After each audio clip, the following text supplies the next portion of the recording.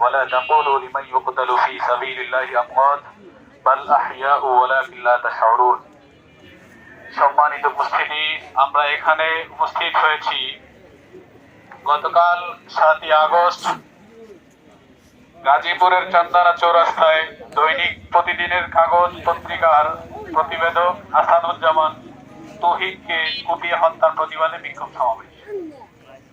আজকে দেখেন, গত কিছুদিন আগে ঢাকায় যখন আমাদের ভাই সোহাগকে পাথর মেরে নির্দিষ্ট দলের কিছু লোকজন তাকে নির্মমভাবে হত্যাকাণ্ড করলো প্রকাশ্য দিবালোকে, সেদিন যদি রাষ্ট্র এবং সরকার সোহাগের পক্ষে দাঁড়িয়ে বাদী হয়ে রাষ্ট্র এবং সরকার যদি তার সেই বিচারটাকে সুষ্ঠুভাবে করত, তাহলে আজকে হয়তো আমার জাতির বিবেক সাংবাদিক আসাদুজ্জামান তৌহিদ ভাইকে নির্মমভাবে হত্যাকাণ্ডের শিকার হইতে হইত না।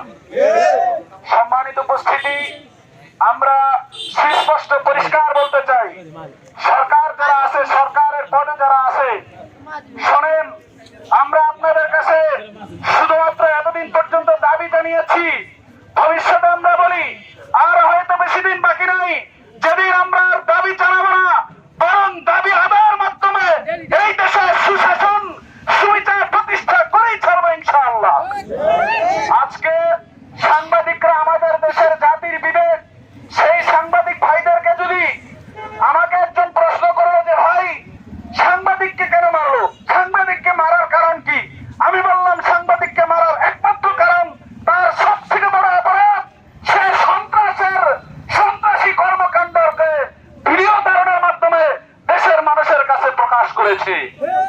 সাংবাদিক ভাইদেরকে বলি, নিরপেক্ষ সাংবাদিকতা করবেন, আপনি হয়তো মারা যাবেন, আপনি হয়তো শহীদ হবেন, আপনি হয়তো বা কোন সন্ত্রাসী কর্মকাণ্ডের শিকার হবেন, তবে শোনেন, ওয়ালা তাকুলু লিমান ইউকতালু ফি সাবিলিল্লাহি আমওয়াত বাল আহইয়াউ ওয়ালাকিন লা তাশউরুন।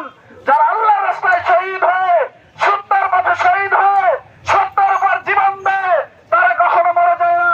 আবু সাঈদ মুগ্ধ, শেষ হয়নি যুদ্ধ, কি বলেন? এখনো শেষ হয়নি যুদ্ধ, তারা আমাদের মাঝে বেঁচে আছেন। আগামীর বাংলাদেশের স্বাধীনতা যতদিন থাকবে তারা আমাদের মাঝে বেঁচে থাকবেন। শুধু আবু সাঈদ মুগ্ধ নয়, সারা দেশের শহীদদের প্রতি বিনম্র শ্রদ্ধা, আর সন্ত্রাস যারা আছে তাদের প্রতি হুঁশিয়ারি। আল্লাহ পাক রব্বুল আলামিন আমাদের কথাগুলোর উপর আমল করার তৌফিক দান করুন। সম্মানিত